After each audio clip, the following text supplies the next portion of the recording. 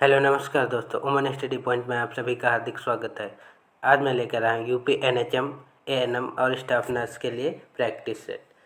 आइए स्टार्ट करते हैं आज का सेशन। आज के सेशन का पहला प्रश्न है, भारत के प्रथम गवर्नर जनरल कौन थे?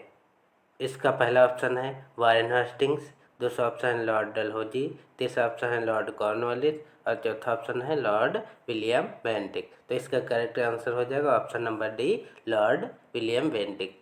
वारेन हेस्टिंग्स ये भारत के प्रथम गवर्नर जनरल थे। लॉर्ड डलहौजी इन्होंने हड़प नीति लागू की थी।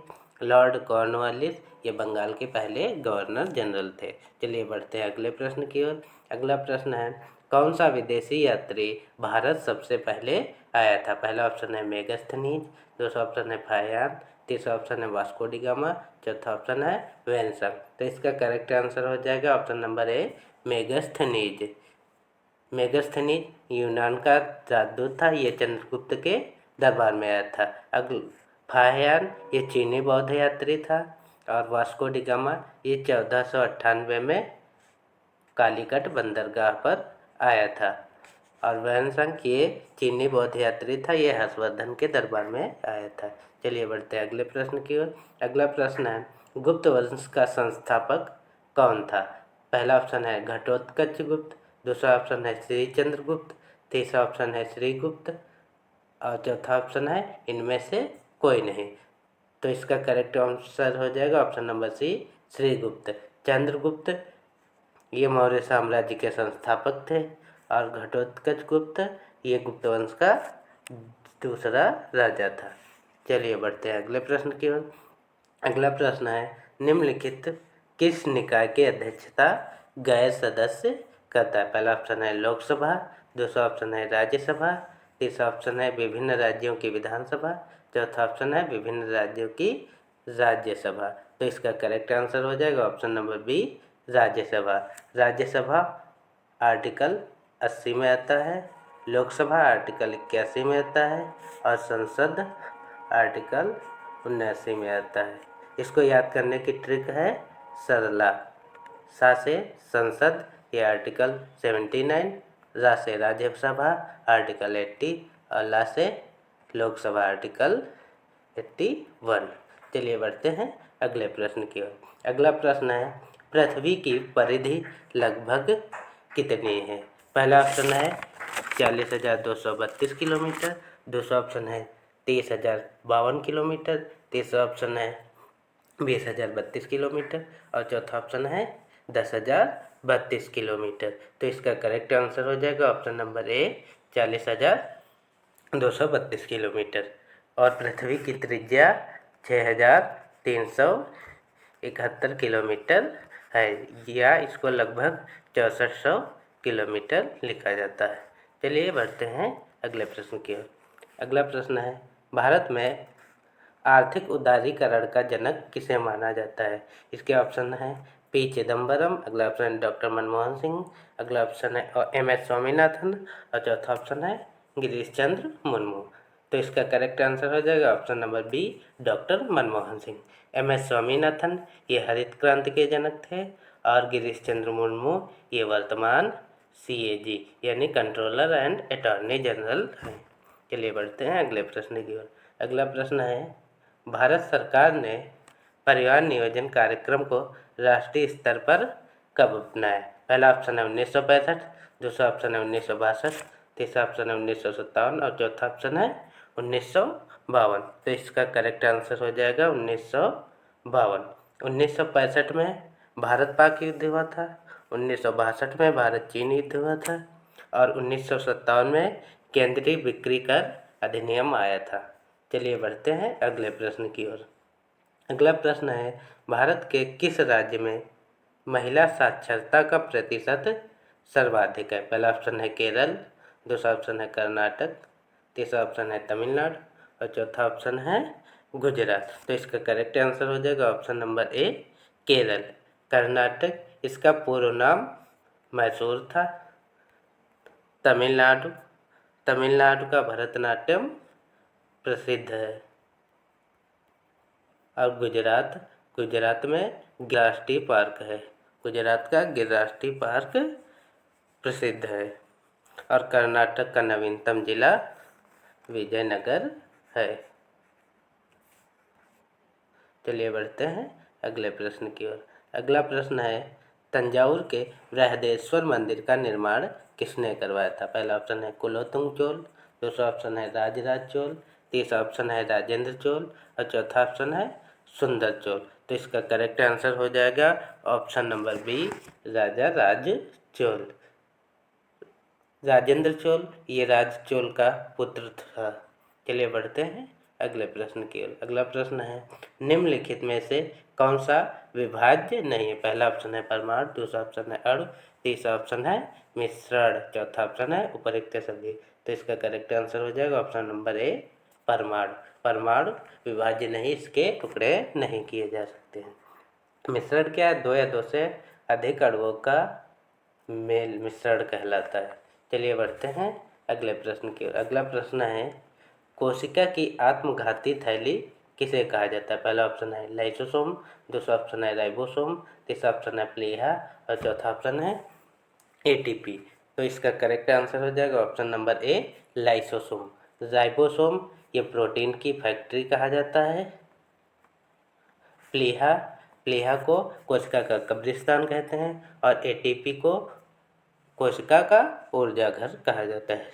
चलिए बढ़ते हैं अगले प्रश्न की ओर। अगला प्रश्न है, गुरु नानक ने उपदेश दिया है? पहला ऑप्शन है सिखों की एकता का, दूसरा ऑप्शन है मानव बंधुत्व का, तीसरा ऑप्शन है सिख धर्म का, चौथा ऑप्शन है सिखों को सैन्यवादी गठबंधन संगठन बनाने का। तो इसका करेक्ट आंसर हो जाएगा ऑप्शन नंबर बी, मानव बंधुत्व का। चलिए बढ़ते हैं अगले प्रश्न की ओर। अगला प्रश्न है, निम्नलिखित में से कौन सा कर केंद्रीय सरकार द्वारा लगाया जाता है लेकिन राज्य सरकार द्वारा व्यय किया जाता है? पहला ऑप्शन है आयकर, दूसरा ऑप्शन है वस्तु एवं सेवा कर, तीसरा ऑप्शन है स्टाम्प ड्यूटी और चौथा ऑप्शन है उत्पाद कर। तो इसका करेक्ट आंसर हो जाएगा option number C, stamp duty. आयकर आयकर का अधिनियम 1961 में आया था। वस्तु एवं सेवा कर यानी जीएसटी ये 1 जुलाई 2017 को लागू हुआ था और उत्पाद कर ये अप्रत्यक्ष कर है। चलिए बढ़ते हैं अगले प्रश्न की ओर। अगला प्रश्न है, चाणक्य का अन्य नाम क्या था? पहला ऑप्शन है भट्ट स्वामी, दूसरा ऑप्शन है विष्णुगुप्त, तीसरा ऑप्शन है बाणभट्ट और चौथा ऑप्शन है विशाखदत्त। तो इसका करेक्ट आंसर हो जाएगा option number B, Vishnugupta. Bhatt Swami ये तानसेन के गुरु थे। बाणभट्ट इनकी प्रसिद्ध पुस्तक है हर्षचरितम और विशाखदत्त की प्रसिद्ध पुस्तक है मुद्रा राक्षस। चलिए बढ़ते हैं अगले प्रश्न की ओर। अगला प्रश्न है, तृतीय पानीपत युद्ध में मराठे किससे पराजित हुए? पहला ऑप्शन है राजपूतों से, दूसरा ऑप्शन है अफगानों से, तीसरा ऑप्शन है मुगलों से और चौथा ऑप्शन है सिखों से। तो इसका करेक्ट आंसर हो जाएगा ऑप्शन नंबर बी, अफगानों से।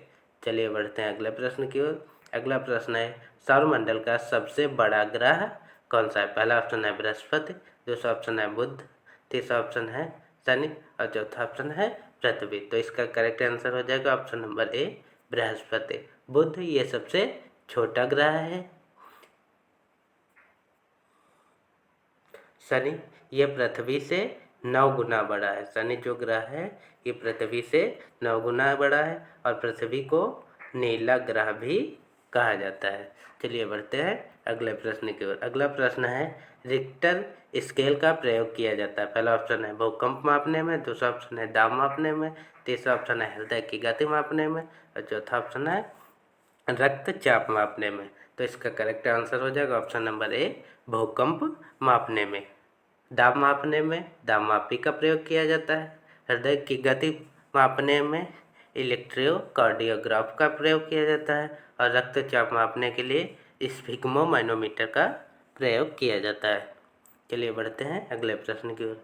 अगला प्रश्न है, निम्नलिखित में से किसको डॉक्टर अंबेडकर ने संविधान का हृदय और आत्मा कहा है? पहला ऑप्शन है समानता का अधिकार, दूसरा ऑप्शन है शोषण के विरुद्ध अधिकार, तीसरा ऑप्शन है संवैधानिक उपचारों का अधिकार और चौथा ऑप्शन है धार्मिक स्वतंत्रता का अधिकार।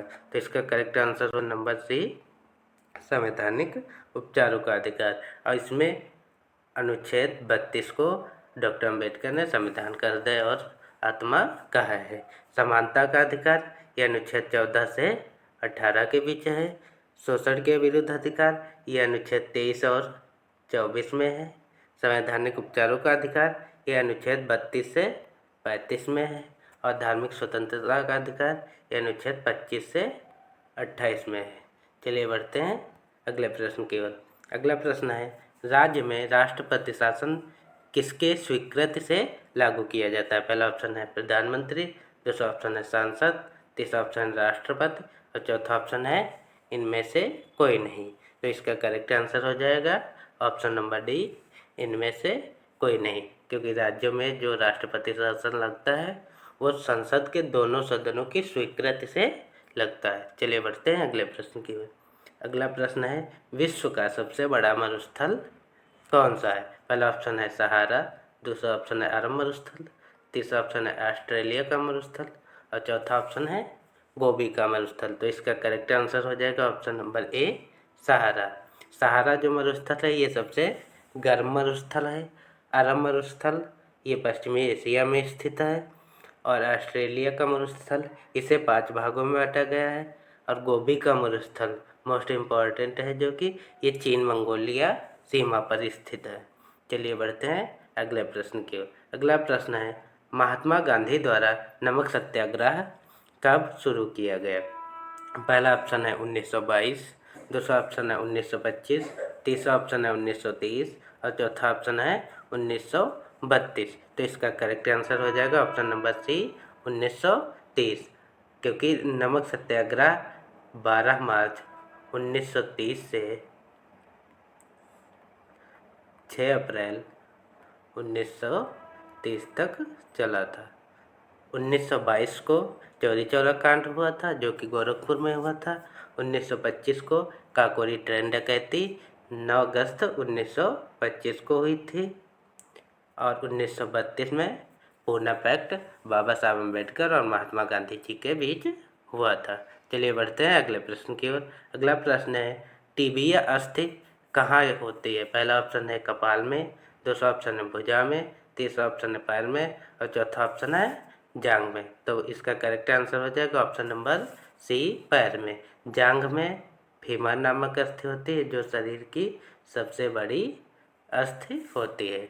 चलिए बढ़ते हैं अगले प्रश्न की ओर। अगला प्रश्न है, कोशिका का सिद्धांत किसने दिया? पहला ऑप्शन है रॉबर्ट हुक, दूसरा ऑप्शन है लुई वैन हॉक, तीसरा ऑप्शन है एम स्लाइडन तथा टी स्वान और चौथा ऑप्शन है लुई पास्चर।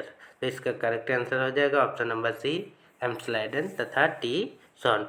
रॉबर्ट हुक ने मृत कोशिका की खोज की है, लुई हॉक ने जीवित कोशिका की खोज की है और लुई पास्चर ने पास्चुराइजेशन दिया है और लुई पास्चर को फादर ऑफ माइक्रोबायोलॉजी भी कहा जाता है। चलिए बढ़ते हैं अगले प्रश्न की ओर। अगला प्रश्न है, पोंगल पर्व किस राज्य में मनाया जाता है? पहला ऑप्शन है केरल, दूसरा ऑप्शन है तमिलनाडु, तीसरा ऑप्शन है गोवा और चौथा ऑप्शन है पश्चिम बंगाल। तो इसका करेक्ट आंसर हो जाएगा option number B, Tamil Nadu. Kerala में ओणम पर्व मनाया जाता है, गोवा में सिग्मो फेस्टिवल मनाया जाता है और पश्चिम बंगाल में दुर्गा पूजा मनाया जाता है। चलिए बढ़ते हैं अगले क्वेश्चन की ओर और ये आज का अंतिम प्रश्न है। ये प्रश्न है, नीला ग्रह किसे कहा जाता है? तो इसका करेक्ट आंसर हो जाएगा ऑप्शन नंबर सी, पृथ्वी को। शुक्र क्या है? पृथ्वी की जुड़वा बहन कहलाती है। बृहस्पति ये सबसे बड़ा ग्रह है और बुध ये सौरमंडल का सबसे छोटा ग्रह है। तो आज की क्लास कैसी लगी? मेरे चैनल को लाइक करें, शेयर करें, सब्सक्राइब करें। धन्यवाद।